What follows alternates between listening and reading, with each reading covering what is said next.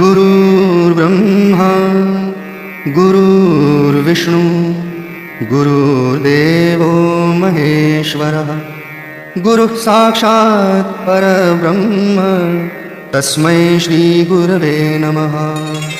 श्रीमत्परब्रह्म गुरुं स्मरामि श्रीमत्परब्रह्म गुरुं नमामि श्रीमत्परब्रह्म गुरुं यजामि श्रीमत्परब्रह्म गुरुं भजामि। ब्रह्मानन्दं परमसुखदं केवलं ज्ञानमूर्तिं द्वन्द्वातीतं गगनसदृशं तत्त्वमस्यादिलक्ष्यम् एकं नित्यं विमलमचलं सर्वधी साक्षिभूतं भावातीतं त्रिगुणरहितं सद्गुरुं तं नमामि। नित्यं शुद्धं निराभासं निराकारं निरञ्जनं नित्यबोधं चिदानन्दं सद्गुरुं